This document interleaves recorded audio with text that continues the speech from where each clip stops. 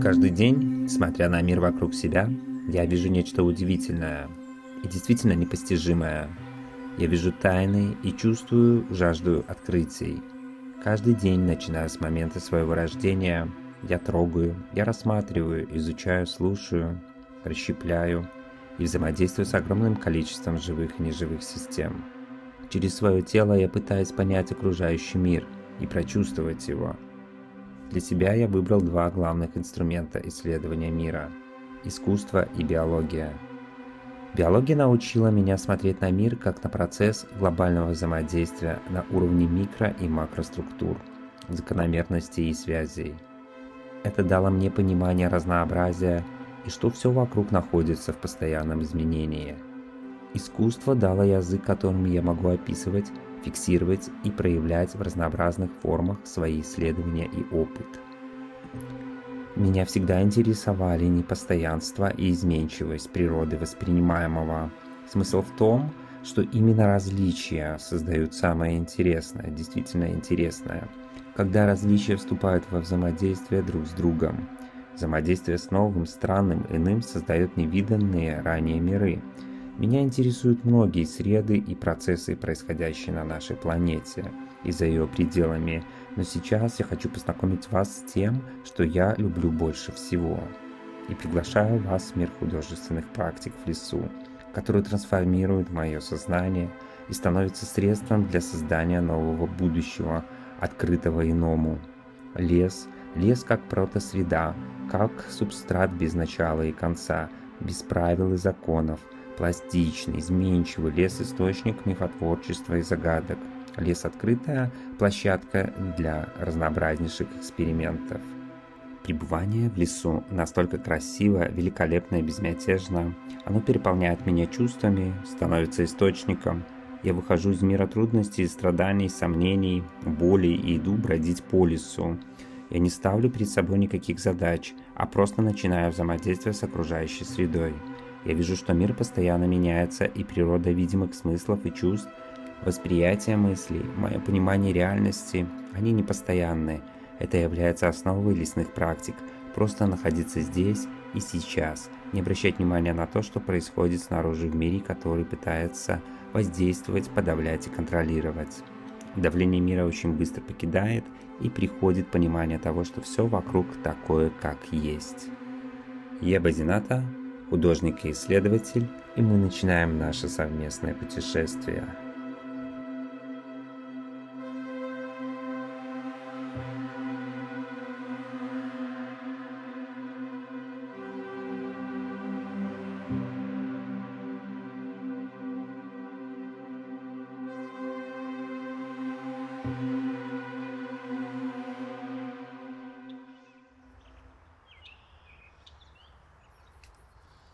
Хоп. Хопачки, привет! Я нашел невероятное, на мой взгляд, дерево, и мне хочется с ним поработать, так как это основная моя направленность — работать с тем, что я нахожу, взаимодействовать с тем, что находится вокруг. Прежде всего, чем интересует и привлекает меня эта фактура, это бесконечная история, показывающая жизнь, смерть, распадение, моменты трансформации. И сегодня, прямо здесь и сейчас, я хочу сделать такое чудо, трансформацию, провести параллель и некие линии связи, создать такое соединение человека и дерева, наконец-то произвести магию, чтобы мы наконец-то начали понимать, как быть деревом. Да?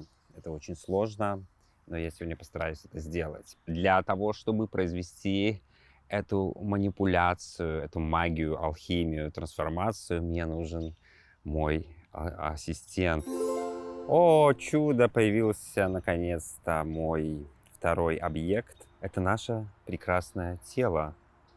В этом случае тело юной молодой девушки, которая согласилась поучаствовать в этом эксперименте. Бархатистое, нежное, приятное и в то же самое время спокойное, лежащее медитативное, готово к трансформации. Прежде всего, я отталкиваюсь от фактуры, материала, среды. И в этом случае это кора, это структура Это целый микрокосмос, который можно исследовать, смотреть, изучать. Мне хочется повторить некие структуры древесные на человеке и, наконец-то, произвести эту трансформацию. И прежде всего мне захочется находить непосредственно куски коры, плоти дерева и помещать его на человеческую плоть. Эти две структуры настолько разные, и с ними настолько интересно взаимодействовать, и трогая одну поверхность и трогая другую поверхность, можно находить очень большое количество разных ощущений, чувств. На самом деле, когда работаешь с любым материалом, прежде всего его хочется потрогать, изучить, понять эти структуры, увидеть эти паттерны, потому что сколько я не занимаюсь творчеством, исследованием, мне всегда открываются очень похожие формы, которые можно встречать на коре деревьев, на листьях, кругом. Вот эту практику можно использовать как какой-то такой своеобразный медитативный процесс погружения в исследование и себя, и человека другого, потому что все-таки на самом деле, когда работаешь с телом, с живым существом, нужно учитывать много моментов, быть к нему бережным, потому что все-таки одна из основных задач меня как художника все-таки создать такое пространство заботы о другом, в принципе, как-то заботливо относиться к среде, людям, существам и нелюдям, планете, месту, в котором мы живем. В истории человечества, мне кажется, что было очень большое количество людей, которые пытались срастить человека и дерево, чтобы понять его динамику, его поведение, его мысли, да, потому что все-таки я тоже, как, наверное, и многие люди, считаю, что дерево такое же живое, прежде всего, существо. Очень много исследований, особенно за последние годы, в научной среде доказывают и показывают экспериментально, насколько человек и растения, конкретно дерево, схожи по рефлексии на окружающую среду, похожи на как они реагируют на боль. Эти реакции очень интересные.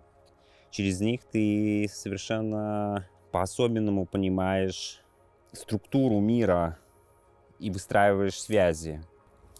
Данную трансформацию хочется сделать не до конца полной, чтобы оставались признаки как и дерева, так и человека.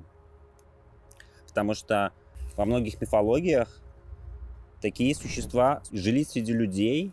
Мне кажется, даже в белорусской истории и фольклоре присутствуют некие лесные жители, такие как леши, там, багники. И разные художники по-разному их интерпретируют и рисуют. В моем случае мне хочется, конечно, сделать такую достаточно эстетическую трансформацию, потому что у меня все-таки задача сделать из этого финальный продукт, своего образа, инсталляцию в пространстве сада и сделать из этого фотографию.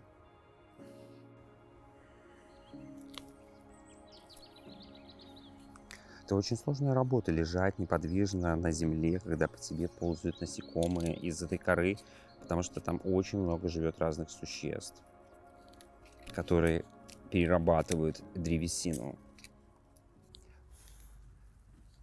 А сейчас начинается самое интересное, потому что магия маркера, потому что это самое любимое мое, потому что я вышел все-таки из стрит-арта и всегда очень любил рисовать, и какие-то проговаривание, прорисовывание моментов окружающего мира для меня очень важная практика, и повторение этих паттернов, которые я встречаю в жизни, да, природных, и не только природных, а даже ровных линий, пластичных линий, помогает, как бы, в принципе, лучше понимать окружающий мир, находить различия моменты, которые очень похожи, очень сильно помогают разобраться с тем, что у нас есть какие-то единые точки, соединяющие как человека, так и дерево, да, то есть какие-то структуры, что, в принципе, у нас у всех какое-то единое начало, то есть откуда-то мы вышли из единого начала, в какое-то единое начало, а конец мы идем. Поэтому я сейчас немножко буду рисовать.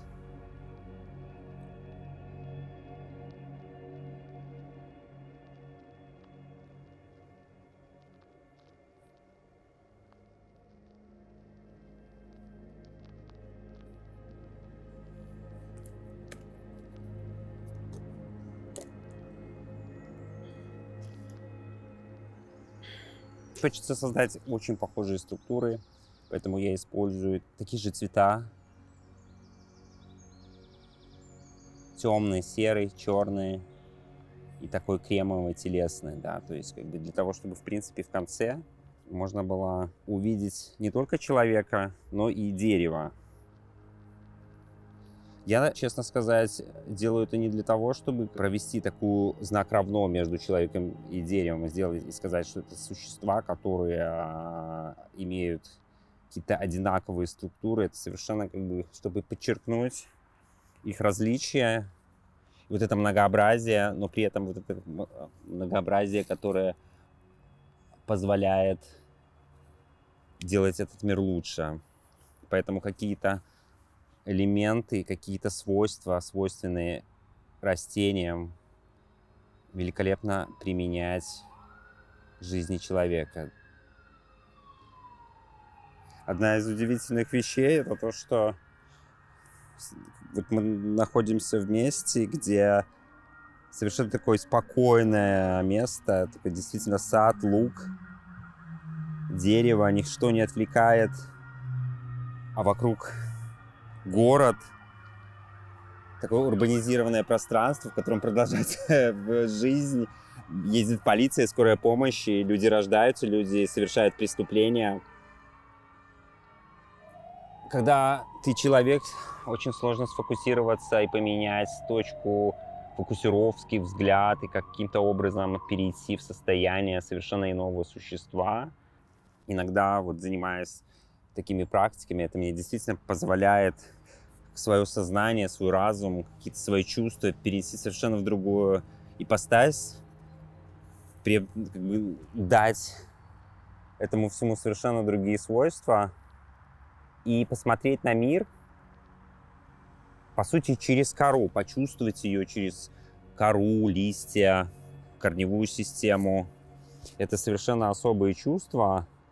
Скорее всего, они вызваны, конечно, фантазией, но для меня фантазия человека — это то, что его и сделало удивительным существом, таким магом, творцом, который может создавать что-то виртуальное, чего никогда не было, задавать вектор движения и потом это каким-то образом превращать в реальность. Самые удивительные мечты и фантазии.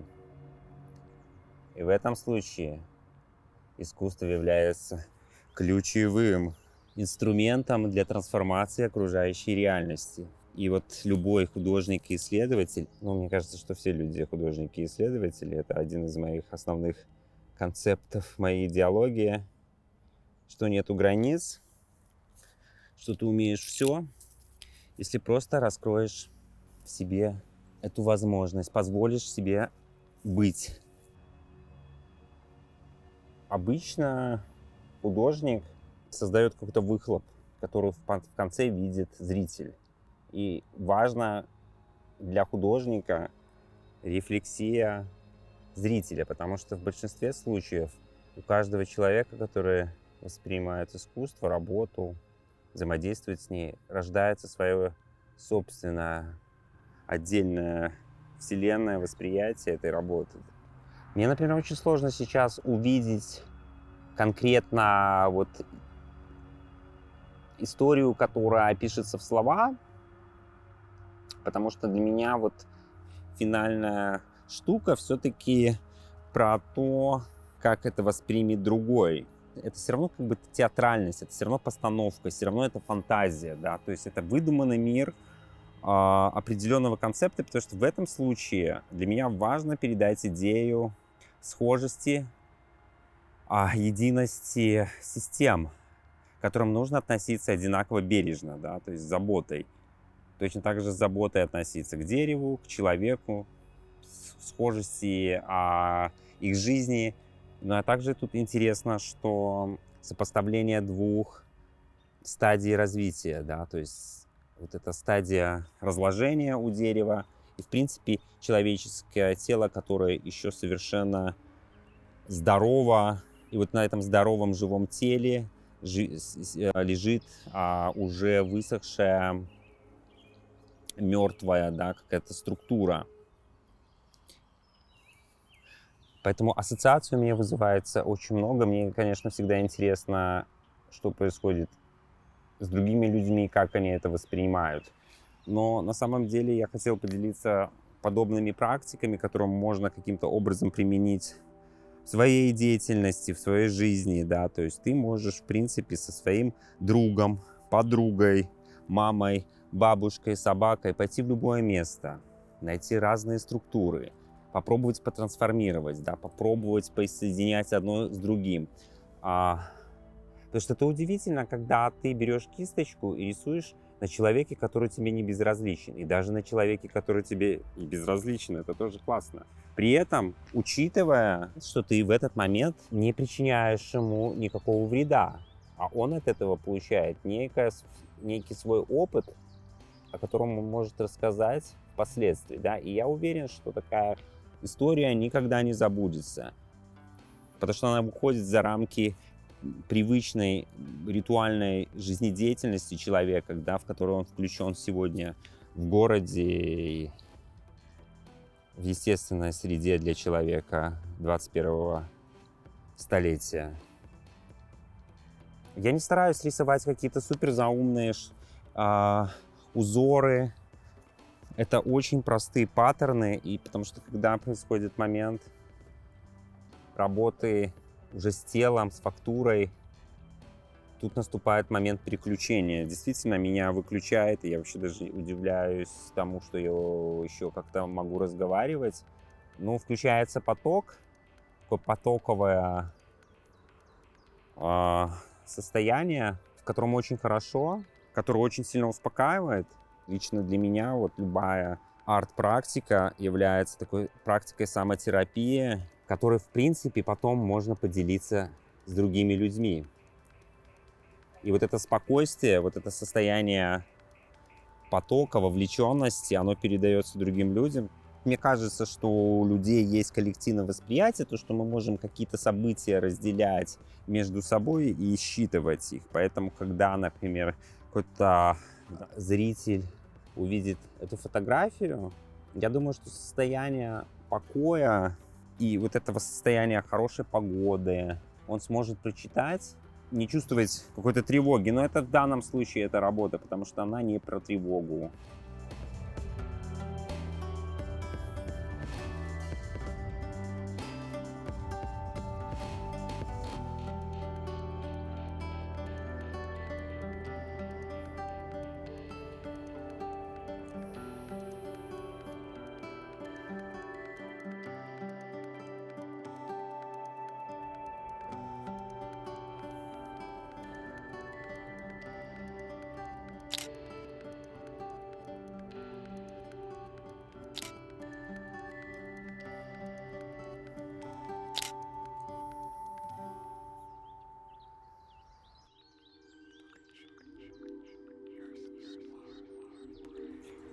Вот и подошел конец. Я сделал, в принципе, не то, что совершенно предполагал в самом начале. Вот я сейчас смотрю на фотографию, которая получилась, и она совершенно о другом. Она совершенно не о том, что я рассказывал. Она создает совершенно другую атмосферику. Даже у меня, у самого, закладываются совершенно другие чувства и эмоции. То есть они без слов, они просто на уровне какой-то интуиции считывается какая-то очень мистическая, странная история, которая завлекает, и возникает знак вопроса, что там происходит. И хочется заглянуть дальше, да, продлить или до, или после, посмотреть на этот сторителлинг, потому что фотография — это тоже история.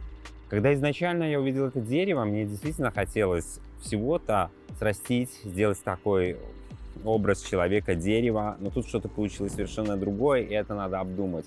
Вот в этом всегда интересно искусство, в этом интересно вот это какое-то живое взаимодействие, что ты не всегда понимаешь, во что это выльется. Вот эта структура заворачивающего дерева, меня она больше всего привлекла, да, то есть вот это закручивание, потому что часто деревья так закручиваются, вот эта спиральность, действительно какая-то галактическая такая, ну, потому что вот эта закручивающаяся история, которая объединяет очень многие паттерны, для меня тоже важны. Как ты себя чувствуешь, человек? Да, это очень интересное состояние, которое побуждает тебя максимально расслабиться, максимально замедлиться, рассосредоточиться и где-то даже сдаться происходящему. И через это, я думаю, ты можешь слиться с деревом изнутри. С тем, что, потому что твоя кожа становится очень чувствительной, и ты чувствуешь гораздо больше, тем более если закрыть глаза. Это прекрасная практика, которая просто рассредотачивает ум, немножко позволяет тебе посмотреть с другой стороны на этот мир. Рекомендую всем. Ставьте лайки. Другой вопрос, что действительно хочется сказать о том, что получилось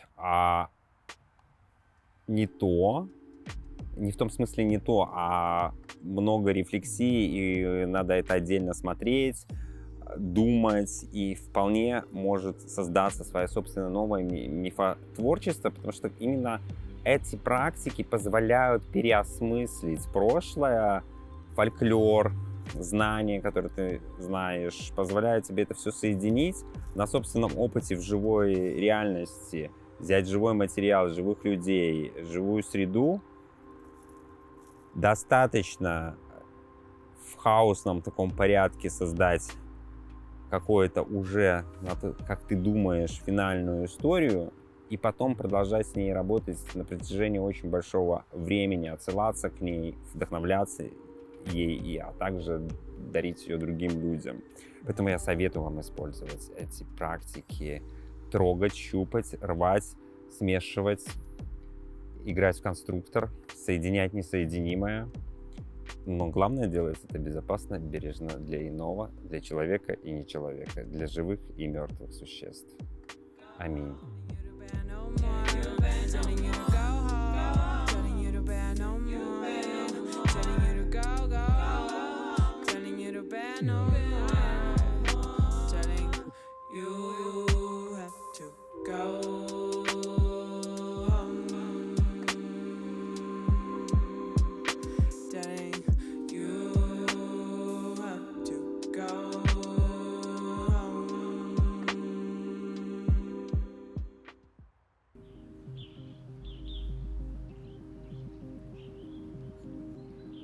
Привет! Сегодня я покажу, как я буду делать ДВП стикеры и делать интервенции в городское пространство, такой смесь городского и паркового пространства.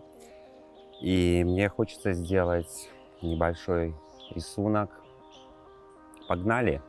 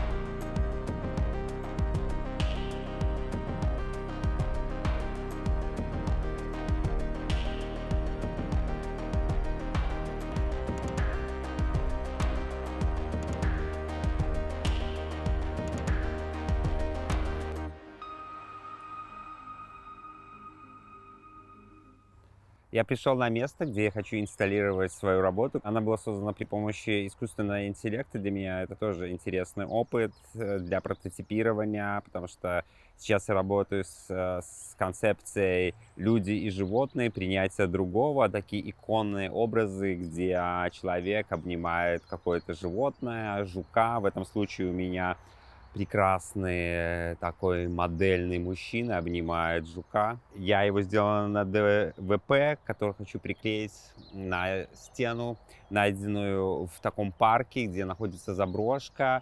Но тут есть тропинка, и тут ходят люди, и тут есть много очень следов присутствия людей, мусора и какой-то жизнедеятельности. Подобного рода интервенции очень классные, их можно делать очень по-разному, используя разные материалы, создавая на плоскости изображения, да, используя стикеры, принты, трафареты, создавая свое какое-то послание и пытаясь вести диалог с окружающей средой.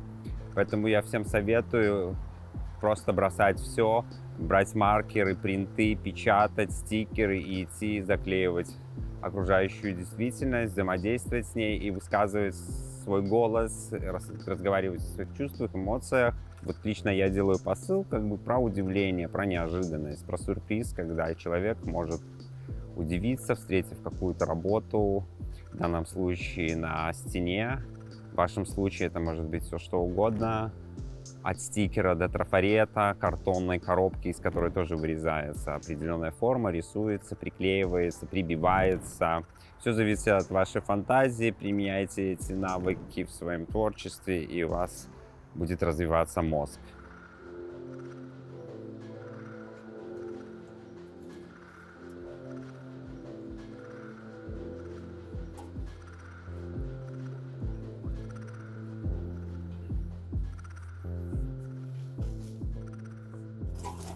Мне кажется, что стрит-арт — это один из самых лучших способов быть независимым среди угнетающих институций, галерей, музеев, в которые никогда не попасть,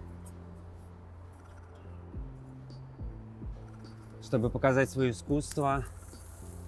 Ого! Так, мне нужно тут найти пространство для того, чтобы зафиксировать работу. Хочется, чтобы это возле этого девичьего винограда все находилось. И потом он оплетался и производил красивую композицию. Так.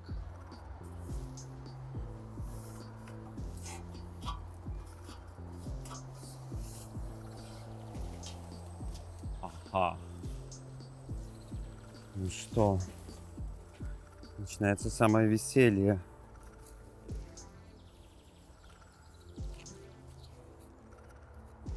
Вообще, на самом деле, нужно стараться делать это все быстро, потому что я сейчас нахожусь в месте, где не так много людей, и за мной не прибежит полиция или еще кто-то. Но надо быть всегда начеку, брать с собой партнеров, чтобы они были на стреме, следили вокруг, чтобы никто не запалил. Для себя я выработал способ, что лучше всегда это делать днем, на куче людей, чтобы они это все видели с очень серьезным видом, как будто так и надо, и тогда к тебе никто вообще просто не подойдет и не скажет, что ты делаешь что-то не то, потому что никто не понимает вообще, что происходит.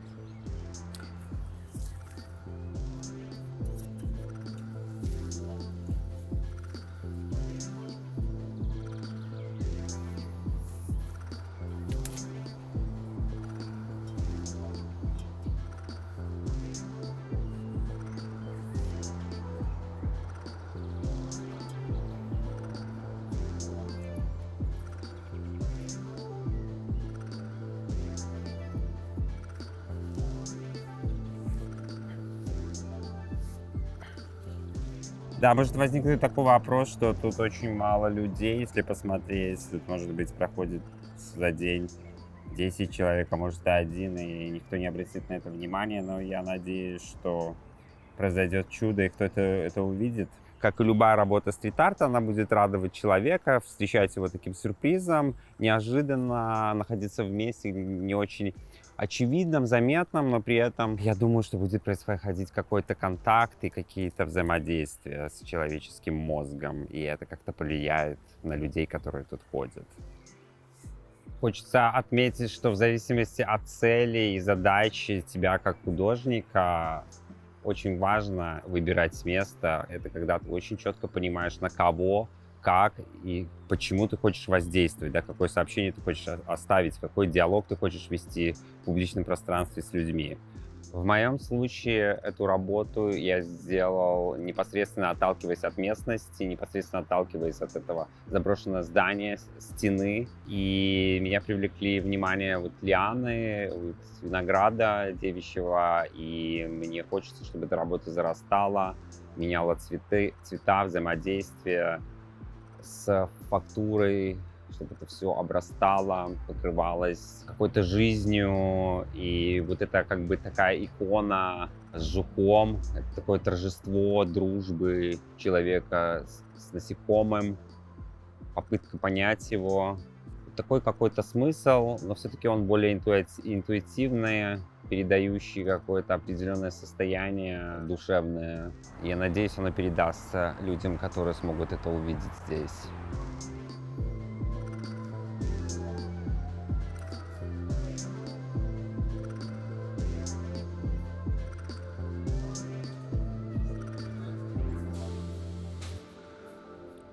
Сейчас я нахожусь в месте, которое находится в городском пространстве, это урбанистическое пространство. Посреди этого бетонных джунглей домов находится старая территория частная, где образовался своего рода такой парк. Последнее прибежище деревьев, природы, тут бегают белочки. Это такой резервуар, такая маленький сквот, где природа выживает. А для меня это место очень важно, потому что она по-прежнему является таким местом, куда можно прийти и передохнуть. Такое место спасения, потому что вокруг совершенно происходит хаос урбанистический. И такие места, как это, мне очень нравятся для исследования, изучения, потому что тут очень много разных интерфейсов, разных слоев. И вот на данный момент мы находимся в месте на древней современной стоянке человека, где можно увидеть его следы жизнедеятельности, то, что он потребляет, как он использует это пространство, которое засоряется мусором. И история про мусор меня очень важна, потому что для себя разобраться, что такое мусор, почему человек считает одно мусором, другое нет, как это влияет на окружающую среду, что можно с ним делать. Тут интересно ходить, наблюдать за тем, что тут есть старые разрушенные дома, и как это поглощает природа, такая витальность, возвращение в естественные какие-то состояния. И в то же самое время, когда я нахожусь в таких местах, я стараюсь искать точки взаимодействия, и в этом месте я нашел дерево, которое подверглось такому воздействию негативному человека, то есть какому-то угнетению, насилию. И, конечно же, мне хочется как-то поработать с этим деревом, изучить это пространство, остановиться, потрогать материал, послушать, что тут происходит, и напитаться энергией. Находясь в этом месте, мне хотелось бы поделиться с вами моей любимой практикой. Это прогулки в лесу, на природе. Эта практика связана с тем, чтобы останавливаться, замедляться, смотреть, щупать, трогать. И действительно, самое важное — это уединение и непосредственно взаимодействие с каким-то иным существом, не человеком. В моем случае это дерево, которое я нашел тут. Я увидел на нем шрамирование, то есть отпечаток. И как бы это для меня тоже интересно, как по-разному можно взаимодействовать. Да, с одной стороны, можно просто за ним ухаживать, бережно относиться. С другой стороны, можно его душить, резать и прочее. А мое единственное желание — это максимально как-то потрогать эту кору, побыть с ней, использовать желуди, чтобы заполнить этот шов. Такое игра, приключение и просто возможность вовлечься в медитативный процесс и потом посмотреть, что из этого получится. Вокруг очень много валяется желудей, у них есть такие попки. Почему-то мне сразу пришла в голову идея использовать эти попки как такие локаторы, как такие заглушки, чтобы заполнить этот шов. Изменить его форму, структуру. Ой. Выпадают. И приходится искать разного диаметра желуди, потому что ширина шва очень разная. И кое-где она очень большая, и желудей просто не находится.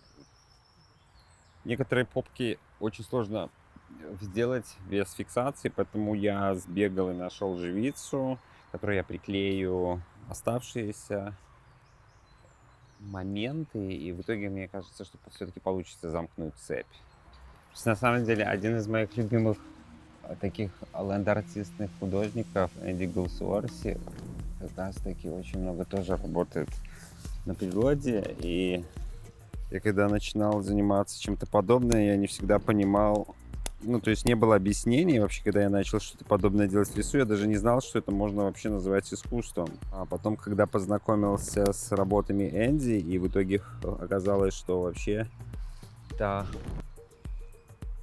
можно назвать искусством и практикой, и такие практики нравятся очень большому количеству людей, больше как индивидуальные истории исследовательские.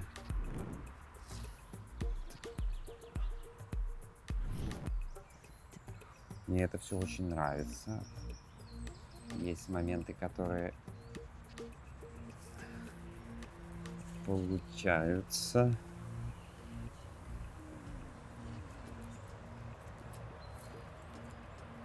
Мне кажется, получилось очень красиво, эстетически. Совершенно по-другому. Какие-то совершенно другие, более гармоничные чувства вызывает теперь этот шов. Я думаю, самому дереву это гораздо приятнее, когда появились такие лакуны, в которых будут поселяться насекомые, надеюсь. Мне нравится в таких работах, что это все очень легко потом распадается, обратно вливается в природу и не остается никаких следов. То есть это временная история, такая игра, исследование, которая рассчитана на здесь и сейчас, но, конечно же, потом часто я делаю в итоге таких историй, фотографий для того, чтобы запомнить эти моменты, зафиксировать их по времени.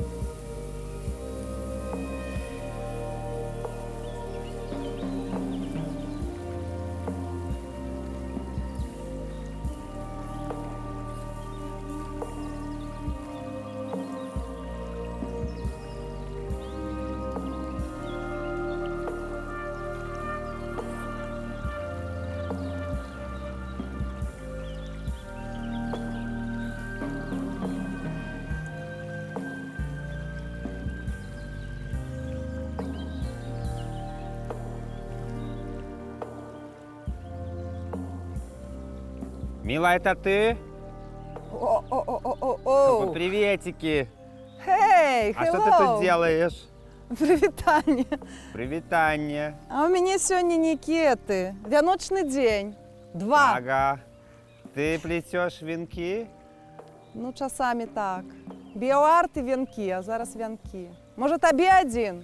Очень надо. Давай-ка сделаем что-нибудь вместе, потому что я собрал мох, я собрал перья, и мне надо срочно что-нибудь сделать. Что, приветики. Чпок. Давай я тебе обниму. Привет. Кольки стогодів. Слушай, это просто невероятно. Я ходил, гулял и думаю, боже мой, как классно было бы кого-нибудь встретить и что-то сделать А прикинь, совместно. я перший раз заплела 2 вінки. Думаю, на халері мені гэты другі потрібно. Давай что-нибудь сделаем из этого венка. Слухай. Я знаю одно классное место, где мы можем сесть, потому что у меня полные карманы разных штук, которые я собрал Да? в лесу. Давай, Я покажи. вижу, у тебя на голове тоже что-то интересненькое. Ай, ну це ж завсюди. Я ж після їх скубаю і свій біарт роблю, це іерогліф. Мне кажется, давай с тобой сделаем какую-нибудь штуку, которая может плыть. Островок. Островок любви, Любі. надежды и заботы. Слухай, то, чого хотілося б зараз. Пішли робити. Пойдем. Какое сонце выглянуло. Это знак. Это знак. Полетели.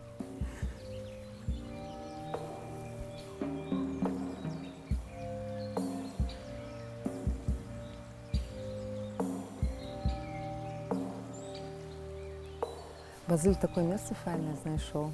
Ну. В Уголе. Каменчики, да? И вообще обожаю местечки, где есть камни, вода и песок, и с ними можно... Это один из моих любимых материалов, с которыми я люблю работать. Что-то строить из камней, рисовать на камнях, лежать на камнях. У тебя камень, это некая информация, ці просто контраст. такой Слушай, нет, для неживой, меня может. это на самом деле тоже такой носитель информации, типа как диск, как песня, да, то есть какой-то такой паттерн информационный. Еще, конечно, это просто один из архитектурных таких-то элементов, которые можно использовать в ландшафте. Ну, место, конечно, это выдатное выбрал. Мне тут творится. Прям хочется нечто зробить. Ну вот я, например, встретив тебя, понял, что хотелось бы сделать какую-то штуку такую, которая не очень похожа на тебя, да, то есть как бы ты обычно делаешь какие-то работы, которые не остаются в среде. Ну да, да, я все разбураю.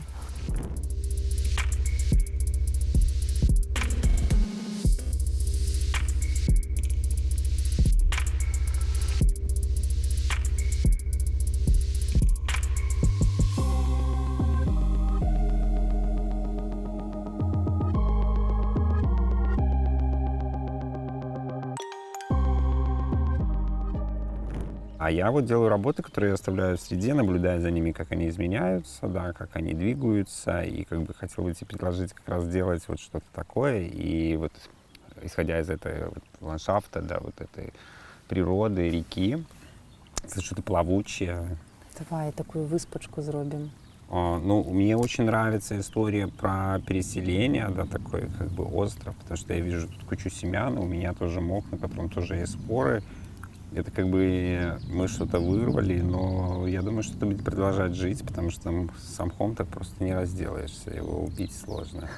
Ну, семя наадварот, мне падаецца, гэта добра, калі А, яго крышку смотри. перанесці падалей, Это бо нормально? значыць, што ён Я рассеецца. думаю, что это вообще восхитительно, если мы сунем эту штуку сюда. И Вау. это кольцо будет делать такой границу, который не позволит этому всему убежать, потому что я думаю, все-таки на воде это будет все держаться. Но там внизу рыбы могут подъесть еще. Смотри, чуть-чуть раньше я собрал под дубом очень классные такие попочки. О, Вот видишь? Я хотел бы их слушай, тоже... это как чаны такие. Слушай, мне очень нравится делать очень простые геометрические какие-то штуки, Мгм. повторные, да, то есть которые создают ритмы, и при этом ты параллельно как бы можешь что-то трогать.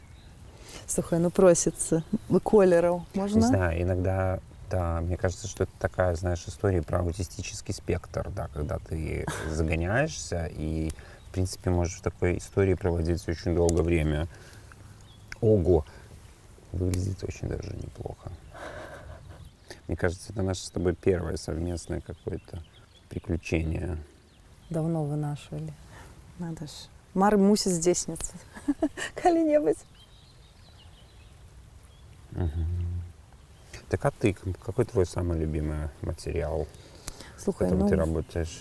незвычайнае расліннае. Ці не абавязкова расліннае, але часам мяне ведаць, што спыняе, гэта некая думка, што я раблю балюча расліне нават. І я заўсёды думаю, зрываць ці падабіраць толькі тое, што само ўпала, а тое, што ўпала, гэта ж таксама ежа для кагосьці. Можа, я адбіраю там лепесточек ад мурашечкі якой-нибудь. Я к этому немножко по-другому отношусь, потому что как бы, я понимаю, что это все распадается в любой форме, неважно в каком месте, да, то есть ничего, это как бы главный закон устойчивости, да, ничто никуда не берется ниоткуда, и ничто никуда не девается. Ну, я таксама думаю, вось калісьці я злавіла бабочку, не зловила, она такая вся в песку прыхалася, я уже зразумела, што ёй уже не жыць, потому что яна сапсавала свои перья, свои крылы. Я ее взяла и такая думаю, о, файны, свой иероглиф, идеарт. А пасля думаю, што? Замест таго, каб яе вырываць, я яе ў твор мастацкі. Ну, в общем, до гэтага часу яна мяне не отпускае, тая бабочка. Я ж яна пасля памерла. Ну, ты использовала крылья. Да. Ага, видишь, ты тоже, потому что чаще всего я вижу только какие-то растительные истории, да, то есть какие-то элементы, там, лепестки, пестики, тычинки. Але яны мімікрыруюць проста. Мімікрыруюць, і такое адчуванне, што это все адна вялікая. І ввогуле, я калі пачала працаваць з элементамі раслін, я побачила, што все жучки замаскировались под все травки, а все травки под всех жучков. Слушай, ты же не против? Я вот нашел тут пару, извини, что перебил лепесточков. Таких, ну, это другие лепесточки, да, то есть, которые опали с птицы. Главное, как не На самом деле нащипал.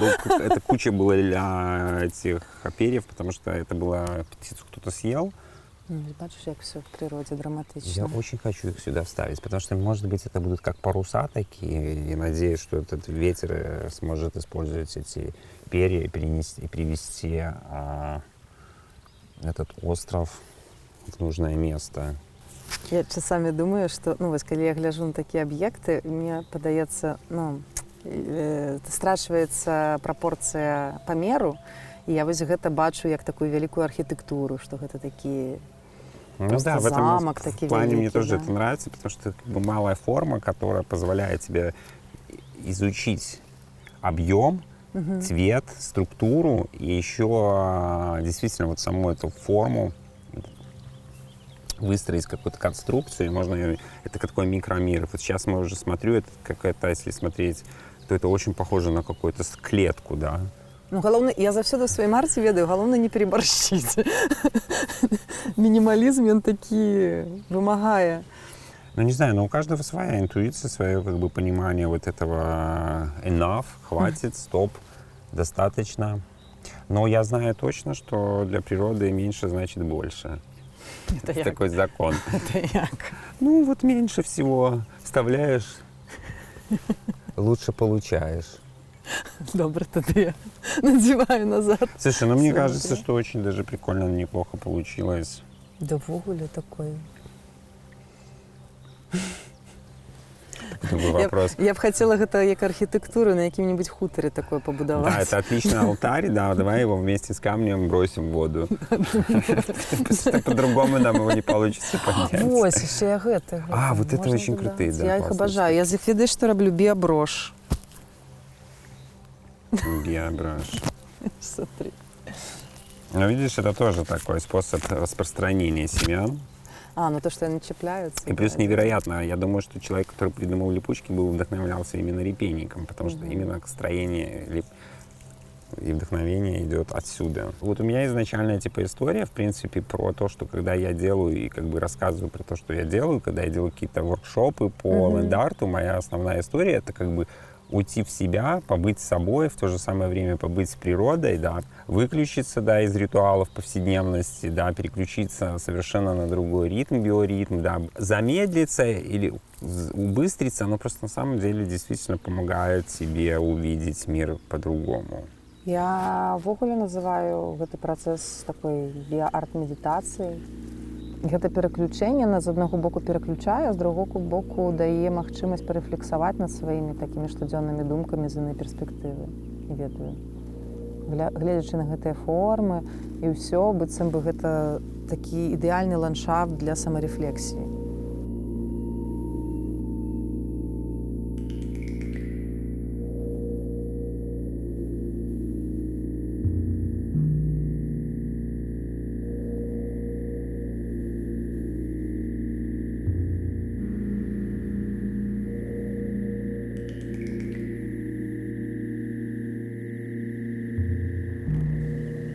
Ну, потому что это возможность углубляться, да, выходить за рамки внешнего, в рамки внутреннего, и оттуда обратно, и как бы вот так по очереди.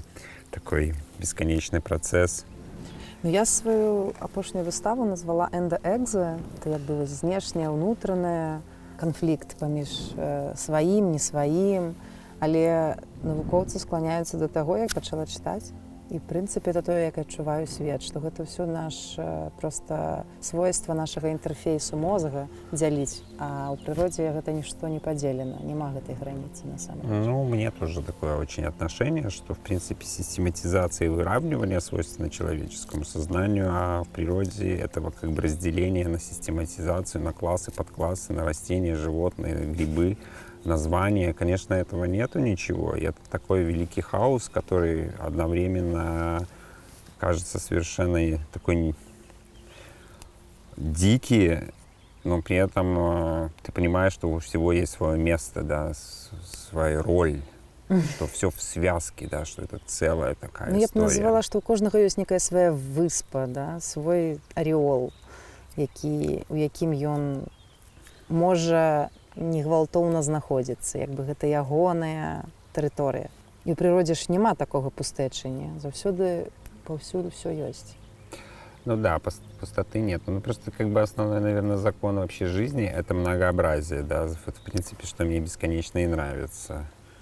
Многообразие, и чем дальше идет жизнь, тем больше она пытается сделать разнообразнее эту реальность, да, там, многообразнее цветов, многообразие форм, да, то есть каких-то процессов. Я калі вось гляджу твой інстаграм, ну і ўвогуле за твою творчасць, калі сачу, я бачу, наколькі ты разнастайны ў тэхніках, што тут тебе не адна паверхня. Я, напрыклад, сфокусавалася выключна там на прыродзе, чорным фоне і кветках, і ў гэтым бачу свой космас, а ты і на досках, і на сценах, і на дрэвах, і на мху, і на чалавеке, і на кары, и на грибах.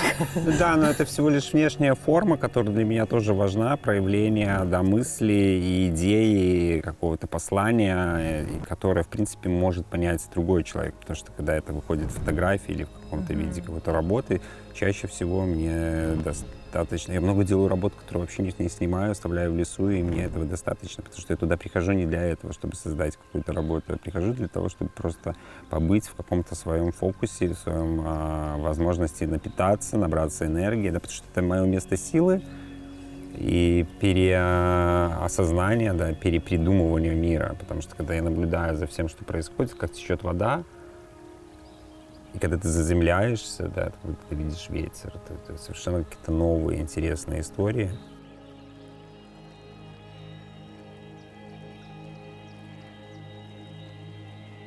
Надо научиться очень легко отпускать вообще все, что ты делаешь, в том числе и искусство. В принципе, я это и советую нам сделать, взять все, что мы создали, совершенно спокойно отпустите и позволить этому жить самостоятельно, этому объекту, процессу. Пусть происходит с ним все что угодно, и это уже совершенно другая история, которая не должна как бы меня, тебя волновать, потому что с этого момента начинается новая история. А я и ты идем с легким сердцем, душой дальше, в светлое будущее. Хорошо, Давайте. поднимай. Давай с камнем. Поднимем его просто. Мы можем с камнем упустить в воду, будет прикольно. Камень утонет, Утонет, а это останется. Шик.